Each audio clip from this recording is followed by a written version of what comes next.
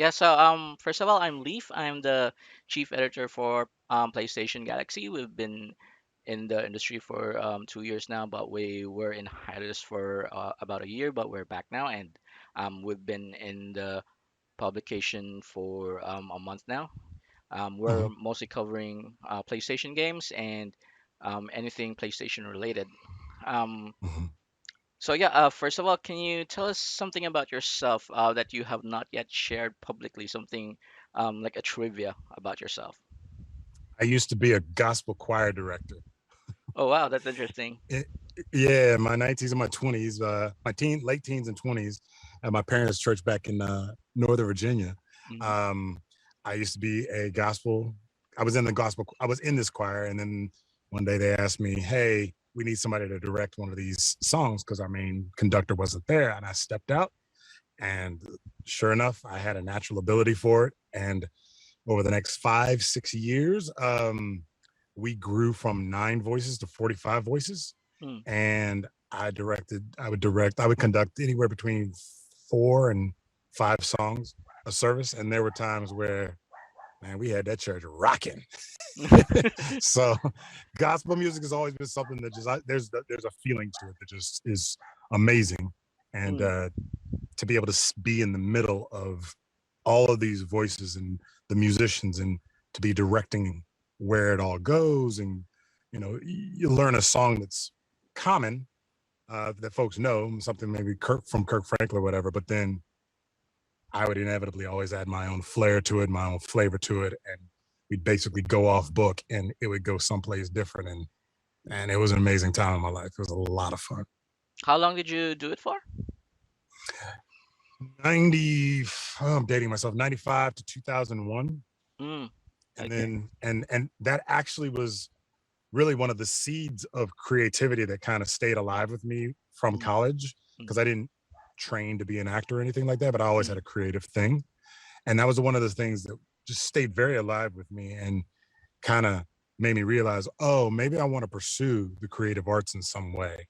Mm. Because I wasn't just up there directing, there was something special happening between the music, the choir, the musicians, the congregation, and me, that it had something extra to it. And it made me Mm. realize, oh, there's something in me that wants to be involved in this creative feeling, Mm. for more than just on Sundays. It wants to be a significant part of my life. And not too far after that, I ended up packing up my things from DC and Virginia and moved out to LA. Oh, that's good. So, what was your like first foray into the creative arts? Like, what's your first? What was the role that you first landed? Well, the very oldest first role was third grade Okay. as the Mouse King and the Nutcracker in my elementary school Mm. presentation of the Nutcracker. And ironically, it's probably the only Nutcracker. There were two shows. There was a morning show and an afternoon show, and the Mm-hmm. morning show was probably the first and only Nutcracker that went on without a Mouse King, because I got a paralyzing dose of stage fright and could not go out. Oh no. Yeah, I was crying and no one really understood what was going on. I lost it. And I Hmm. remember really distinctly. And then my teacher, she talked to me afterwards and just gave me a boost of encouragement and what I needed. And she just told me to go out. She said, "You know what to do, just go out and play." Mm. And I think, you're a third grader, so it's a lot of energy, Yeah. and it could be terrifying to have that many people staring at you and that kind of attention, because I never really had that kind of attention. Mm. Um, and then to go out and to shine and to be great and be fun and funny, and for what it was worth, as a third grader, I did the best I could, and the people really seemed to like it. And I distinctly remember that from that point forward, I was like, man, I've experienced the worst you could do and the best you Best. can do all in one, in a day. Yeah. And I went, as I started to go on the journey into the creative arts, I always look back to that as a touchstone to remind myself that it can never be that bad and it can never be Yeah. that great. Just find a happy medium to live with and realize that you're going to have good days, you're going to have bad days. Get up, go out and play, have a good time in what your craft is. and at the end of the day, remember that we're entertaining, we're playing make believe, and so let's not take it too seriously. Yeah, that's a really good message. And yeah, you've already gone through like the worst and the best, so what else could go wrong, right? Yeah, I mean, you falling flat on your face is like, okay, I'm not afraid to fall flat on my face. Yeah, for sure. Not there's just there's varying degrees of it, and people are gonna, and I've continued to do it. I've failed up more often than I've stuck the landing Hmm. in my life and in my career, and I never quit. I believe really, really big, and I just keep going. And it, it's it can be cliche, but that is what I built a career on, Mm. um, and it's working. Yeah, for sure. It's working. Yeah, for sure. So yeah, what about in Deathloop? How did you get into Deathloop? How did you land the role in Deathloop? Deathloop was an audition in October of 2019. Mm-hmm. It was a straight audition. Um, I auditioned at home in my former VO booth. That was not this; it was a closet. I auditioned. I got a call back. Went to a recording studio, Salami Studios, I believe, in Burbank. Went over there, and there were like four or five names on the list reading for the same role. And I went, "Oh wow, this is the callback. They've narrowed it down to this. All right, I have a shot." Um, the note that I got from from my agent was really dial up Colt's sense of humor. I think Mm. that's the thing that got you the callback. I just leaned into it. I just kind of knew where to put him. And I got the job. And then we started recording in January of 2020. Yeah, I would really say that you did a very phenomenal job with Colt. I really love his humor, the banter with Juliana. It was really fun playing him. Thank you so much. Working with Ozioma Mhm. was an absolute joy. She made me, I've said this before, but she made me better in a lot of different ways because she's got more experience in VO and in gaming Mhm. than I had. And I just kind of realized watching her work how free you can be in the work and to just Mhm. go for it. And I did, and we both did, and we had a lot of fun the day that we were together and in the booth. And I appreciate the fact that the audience and fans and gamers and the community at large have it struck a chord with you all, and people love it because I'm not a gamer by trade by Mhm. nature. I've gamed, but I'm not a gamer. I wouldn't classify myself that. I have too much respect for what you guys do, and I'm an actor, and I'm glad that what it is that I bring Mhm. was able to somehow elevate the experience that you all have, so that you have a good time while you're playing. Yeah, for sure. So thank you for doing Colt. It was like, yeah, it was just a joy playing him. Thanks, brother. I appreciate it. Yeah. So where did you get the inspiration to play as Colt? Like, where did you get that character from? Like, how did you get into character? Yeah, so I got a chance. I pulled from three sources Mm. to be very direct.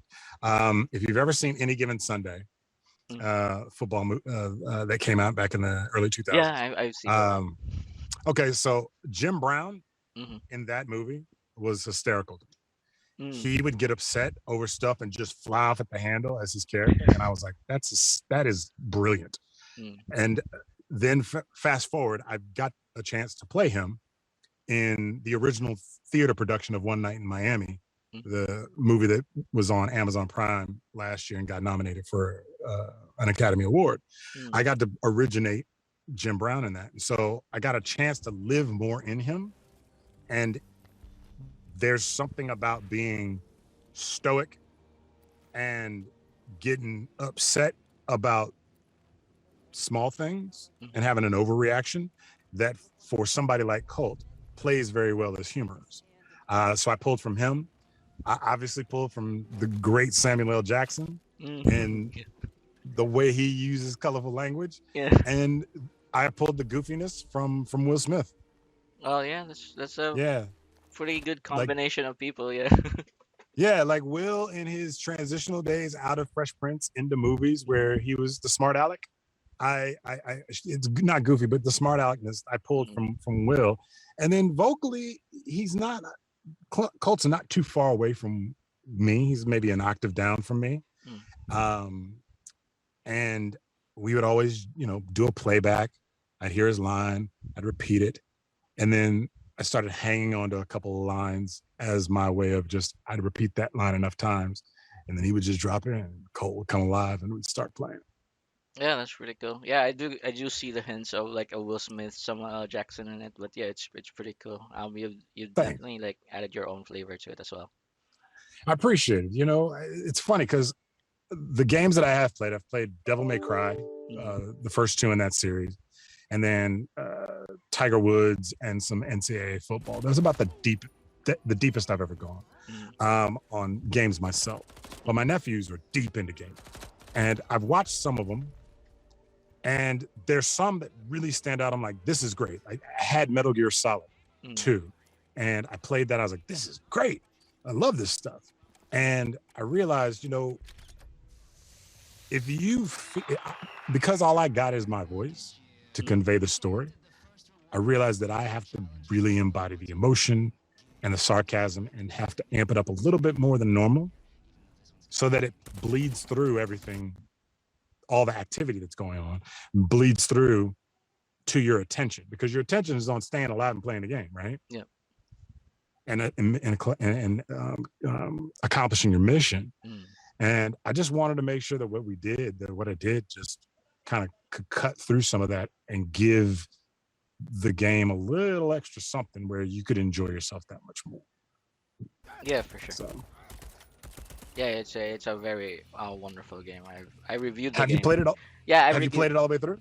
Not yet, unfortunately, but Okay. yeah, I've been meaning to finish it. Yeah, I mean I'm a very casual gamer, so yeah, it's a very well, not really hard. It's a very challenging game. Okay. Which I've already like I think I've killed like most of the The bosses. Yeah, the Yeah, visionaries. the Visionaries. Yeah, Okay. yep. Yeah, I Killed haven't. most of them. I haven't played it yet. I'm still awaiting the PS5. Oh yeah, It's I saw the news that you were given PS5 by Bethesda. Yeah, it's coming. Yeah. So what happened was some vendor, somebody reached out to Bethesda and said, "Hey, we have one for Jason. Mm, We're gonna send it to you, and then once you guys get it, just send it to them. Send it to him." So I really don't know who was gracious enough to mm. provide it. Bethesda reached out and let me know what was going on. I was very blown away beside myself. Um, and you know, once it gets here, I'll do probably a video box opening, Mm. and then record the first time I log in and play. Oh yeah, that would be interesting to watch. I'd would want to watch that.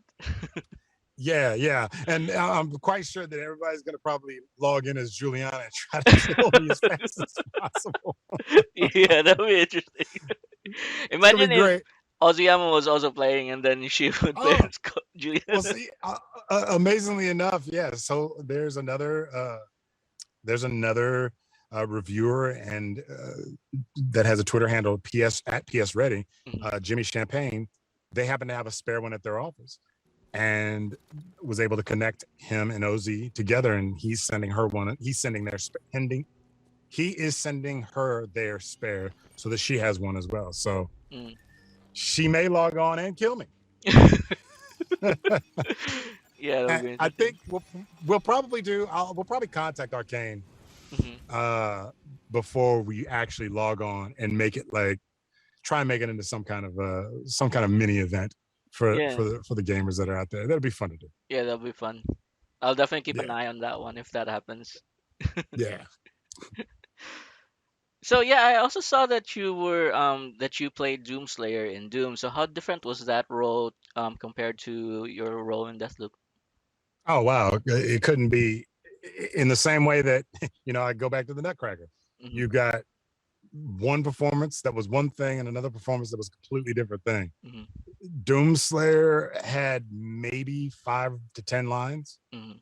of dialogue, Oh, and Colt had I a couldn't million. count how many thousands of lines of Yeah. dialogue. Um, Colt was very close to my natural vocal range. Mm, Doomslayer is the deepest part of my register, mm, um, with the least amount of air causing vibration, and it was challenging. There was actually, I true story. Uh, I couldn't get there. Right, vocally, I was having a hard time kind of getting the way getting it as rich as I wanted. And I usually have some bourbon or something in here Hmm. in my booth. I happened to have some Maker's Mark. And so I gargled with Maker's Mark for about a minute and fried my vocal cords for a second. I'm not suggesting that the kids go out and do Yeah. this, but I fried my vocal cords for about 30 seconds Mm. to a minute and then did the lines and it worked. But they were so completely different. Like there's so little emotion coming from Doomslayer Mm. and so much coming from Colt. Um, and Doomslayer is, they're both lethal, but Doomslayer is, he's he's a savage. Yeah. You know what I mean? And and with a character like that, the less you play and the more you just sit and let the words be what they are, the more menacing it comes across and the more terrifying it comes across. Hmm. So it was really interesting because we were recording Colt while I booked Doomslayer.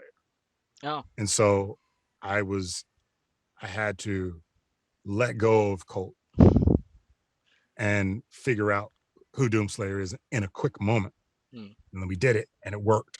I couldn't believe I got the job. I knew what Doom Eternal was. I couldn't believe I got the job. I didn't realize what job I got until I saw the character. I was like, oh, I'm playing him? Yeah. Ah, we out here winning. This dude is awesome. So Yeah, it's pretty amazing. You've landed both the main roles in both games. That's pretty good. yeah, it's been pretty wild. It's been a lot of fun. And I got another one coming in February that I'm in the cinematics for that film, for that game. Oh. And that one, yeah, that was a lot of fun. I can't specifically say Oh, which okay. one, but it's Oh, on the horizon. isn't oh, it's not out yet, or like it's not yet publicly revealed yet. Ah, okay. No worries. No, but the trailer's starting. The trailer for it's starting to run. They just haven't released it officially, the cast, and they haven't put it on IMDb. But Hmm. yeah, it's a sequel. That's as much as I Oh, can say. it's a sequel. Okay. I'll keep an eye on which sequels and find your voice there. Yeah, That's really interesting. Yeah, I'll definitely yeah. check it out. Um, Thanks. yeah. So you haven't played your video game yet. So I was gonna ask you Yeah. like did you see any playthroughs of the game? Yeah. So I saw the first. There's about the first 20 minutes Hmm. are on a page on YouTube. I think the studio released that. So they've got the first 10, 20 minutes of the game Hmm. are on YouTube. And I actually got a chance to sit and watch that. And that was really impressive. That's about the most I've watched in terms of the full playthrough. A friend of mine, at Cleopatra Jones, she runs a Twitch page, and she was playing the other day. She didn't realize it was me, and Hmm. then she kind of put two and two together and was bugging out. And so I've watched her play a couple times, Mm. and it's fun. It's a fun game. I see what people like. Like aside from me, I see what people like. It. It's a fun game. Yeah, for sure. It is. It's something that you can't really put down because like it's just different every time you get into each area of the game. Yeah, Mm-hmm. and the multiple lines that you make, like I can't imagine like every time you go into an area, he just has like a new line. It's not even repeated for like whenever I go into an area. Yeah, yeah, yeah. Yeah, We it's did. amazing. That's we were recording up until we were doing principal recording Hmm. up until April. And I thought we had character locked in February Mm. or March of this year. I thought we had our last session in February or March. And then I got a call from I got an email and said that they needed another day. And I got in the studio. I was like, Bennett, what's up? I thought we were done. He's like, yeah. So the developers and the designers are loving everything you're doing. So we just want to do another day and just get a bunch of different Mm. additional lines to have just in case. Um, and I'm going to only assume that they're using a chunk of those in the game itself. So we did do a pickup day where we added a bunch of more content because they just were writing more and more stuff. Mm. And then while I was in Toronto this summer, we came back and all the trailers that you've been seeing, all those were voiced this summer. Oh wow. Yeah. Yeah. So, did you get to record it with Ozzyama personally, or like, um, no? One time. So it was right before. We as I said, we started principal recording in January, Mm-hmm. early to mid January 2020, and then I think she and I either had a session later in January or in early Feb or sometime in February, and then the world fell apart, and that was the only session we had together. We had I think we had 1 or 2 days back to back, but I'm pretty sure it was just one. Mm-hmm. And that was magical, man. As we're both actors and we're both Yeah. comedic actors, so we knew how to play off of each other. She's like my little annoying kid sister, and like her annoying know-it-all big brother who she always gets the best of. Mm. So the dynamic plays very, very well, and we're very much like that in real life. Like our banter back and forth Mm-hmm. is pretty much going constantly. We should be on a sitcom together. It would be Yeah. great. Yeah, maybe you It really should. would be. Yeah, it's a pretty good dynamic for sure. Yeah, yeah. And it's very authentic. She's great. She's Mm. absolutely great. So yeah, so when you were still recording during the pandemic, what challenges did you face in doing that? Uh Honestly, none. I mean, I could try and think up something, but I'm a pro, and Mm. this was the dynamic that we had to deal with and work with. I had already Source Connect is a very popular software that allows you to be at one location and record remotely. So Mm. I'd already used that software a couple of times already working from home on other jobs. So for me, it didn't really shift anything. It actually only enhanced it and made it better because I could just get more work done. I didn't have Mm. to drive to a studio. Um, there were days that usually Bennett, our session director and our narrative director, he was usually in France, zooming in along with the rest of the producers and um, the editors, the character editors. They'd be listening in, and we just would be working remotely. Mm. Sometimes I'd be in the booth, and the sound engineer would be there. There were other times there was no sound engineer at all, and they were recording me on their end overseas. So it wasn't that difficult. You just go in, do the job, keep it pushing, and go home. Mm.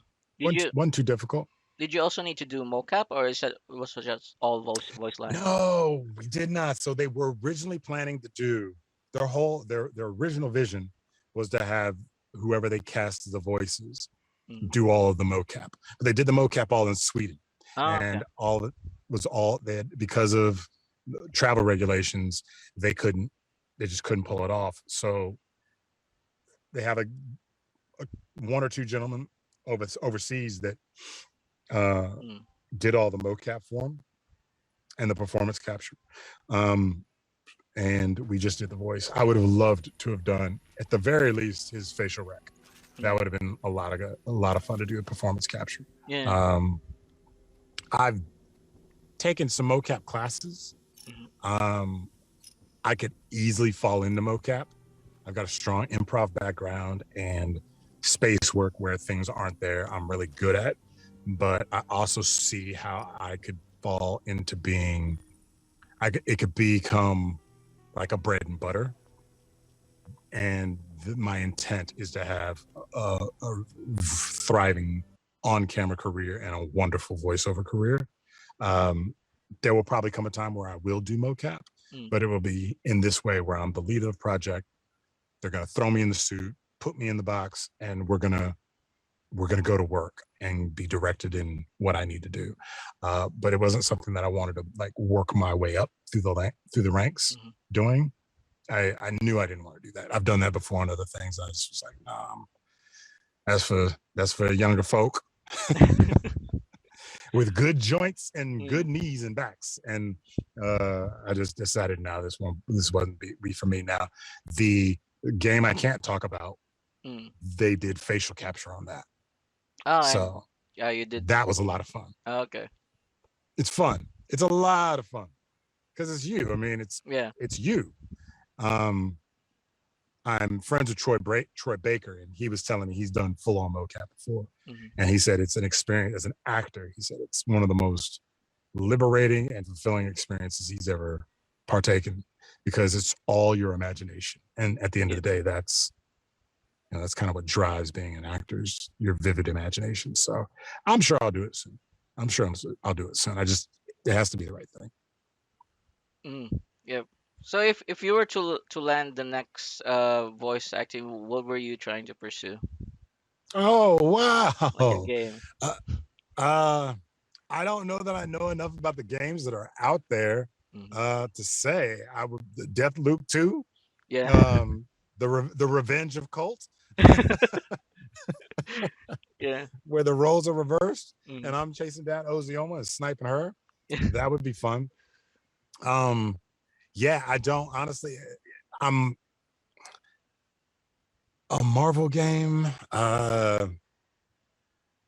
I'm not 100% sure. I mean, Mm, that's a tough call because again, I don't know enough about what's out there and what's coming. I do love fantasy hmm. games, like growing up, movies, TV, comics. I am a nerd and a fan of fantasy. The further out into an adventure I can get, the better. If something comes along that's like a James Bond esque style Mm, game with a black lead, man, all day. yeah. Something with, I'm a huge fan of puzzles, Mm, so I love like Raiders of the Lost Ark, uh, just finding those type of old artifacts. If there's a game where you have to go into some distant jungle or they find some ancient artifact that leads you on a journey to in a scavenger hunt to this, that, and the other artifact, and you got to go find it. And along the way, you got people trying to get you. You got to defend yourself and kill them before they get you. I'd eat that up mm. How because about I love those kind of stories. something like Final Fantasy? I I'd do if somebody called me to do some Final Fantasy, I'd Yeah. do it. Yeah. Well, let's put it out there. Maybe they'll add you there. Yeah, yeah, come on, I'm down. You know, Yeah, for sure. That's pretty great. Yeah, if you were to have one of the slabs, which slab would you want to have as an ability? I haven't played. I have no idea. Oh, okay. I haven't played, right? So Mm, when we're recording, we're going through all these things and devices that he has, hmm. but I But you don't had no know what idea. any of it is. I have no Okay. idea what any of it is. And so it's all kind of referential. Hmm. Like we're referencing things and I'm just imagining what it is in my head, but I actually haven't played. So I don't even know. I don't fully know what a slab is. I've heard the term. Hmm. I get an idea of what it is. I think it's that thing that goes on his arm. Yeah, that's the one. Other than that, I don't know enough about the variety of them to give an answer. So I'll uh, I will respond to you. I'll send you an email or a tweet or something once I actually play. I'll give you a follow up on that. Okay, no worries. I'll take you up on that. All right. So what's next for Jason? What's next? So today Hmm. was last night. I think it was last night. On Paramount Plus, Hmm. The Harper House. There's an episode number 6. It's about everybody in the neighborhood has to eat a piece of Barack Obama. Hmm. Uh, and I voiced Mr. Obama, President Obama, in that. And that's the Harper House on Paramount Plus. And then I am recurring on Mayor of Kingstown, the new Taylor Sheridan TV series on Paramount Plus, starring Jeremy Renner. That comes out November 14th, and I recur in that, Oh, cool. in like five or six episodes in that. All right. Yeah. So that's what's next. Eventually, they're going to start running this Geico commercial that I did early in the year. Mm, I'll take that. Hopefully, the Twizzler spot that's running all the time right now mm. continues to run because the money's been great. But really, the next thing is the next audition. I've been auditioning for a lot of TV series, a lot of series regulars. There's some Mm. great shows coming up. That, excuse me, that's what happens when you drink Modelo at 3:30 in the afternoon. Modelo, Yeah. especial. The choice is yours. Yeah. Are you also doing a commercial for that? No, but I just did one. Yeah. I would love to be the voice of Modelo. It's one of my favorite beers. Mm. and I've always wanted to be the voice of a brand commercially, and I would love to be the voice of like a Modelo Mm, or 805. There's a couple beers that I really enjoy, uh, and if I couldn't do those, I'm a big fan of Uncle Nearest whiskey. mm, Uh, and but they already got Jeffrey. I think they got Jeffrey brother Jeffrey Wright doing the voice for that. But it's a fantastic story about the black former slave who taught Jack Daniels how to malt and make mm, whiskey, and it's a phenomenal story. And the brand itself is great. The bourbon is great, mm. and it's one of those things where I went, oh yeah, I want to be a part of this. So Yeah, yeah, that's so cool. I that's what I would can like to voice. I can also see you like in the Old Spice commercials. Hello, ladies. Um, man, Isaiah's career took off after that job. It's Mm, insane. yeah. His career took off after that. There was a brilliant. That was just brilliant what he did with that script because I auditioned for that job. Oh, No, I really? take that back. I got an audition for that job. Mm. I read the script and I actually had a conflict and I couldn't make it in time. Oh no. But I read the script and I was like, what in the hell? I could not break the code on it. And he made a really bold move and made a really bold choice and was able to decrypt that thing and give it something that Mm, made it work. And I heard the moment he walked in the room and opened his mouth, the job was his. mm, Like he had just figured it out. He's like, this is what I'm gonna do. And he went with it. And sometimes it happens like that, you know? mm. Yeah. Sometimes you strike a chord. Sometimes you strike a chord. You know, he struck a chord with that. I struck a chord with Colt in this game. I had no idea fans were gonna react the way that they're reacting to this character. Because you know, you're in a bubble and you're Mm, just doing the work and you never know what's gonna click and what isn't. And I feel like I, caught lightning in a bottle. yeah. It's the second time in my career that I have, and this is the one that feels like there's certain jobs that are in your career where you go, oh, that's a touchstone. That is something that I will indelibly be remembered for. Mm. Um, Yeah, for sure. this it feels good. It feels good to have it be this. Yeah, it's a very popular game. I see that a lot of people are really into it, and yeah, I see a lot of people playing it, and it's a very fun game. Yeah, it's kind of cool. It's kind of cool, Yeah, and the for sure. graphics are great, and the style of it is it's very different. And, Hmm. uh, I dig it. You know, I'm having a lot of fun with it. I've seen one or two pans of it that people just didn't like it in the press, but I'm like, all right, well, Yeah, not everybody's gonna like it. yeah. That's always there's always someone who had issues of a game. Like yeah, it's Of not. course. But Yeah. yeah, it's a pretty fun game. I really love it. Yeah, Yeah. I'm such a big fan of your take on Cult. So yeah, it is such an honor to finally meet you and interview you about it for sure. I appreciate it. I really do, Leaf. It's always a pleasure to talk with aficionados of the world and the gaming world and folks that have taste in the games and understand why you guys like it. It's always great to talk with you all because I learn more and more about this lane the more I Mm, speak with you all. And just the interviews that I've done, you guys educate me on what I don't know and help me become better at what I'm doing. mm, Because again, I now realize the stuff that we do in the booth is going to eventually have to be handed off to the people it's intended for.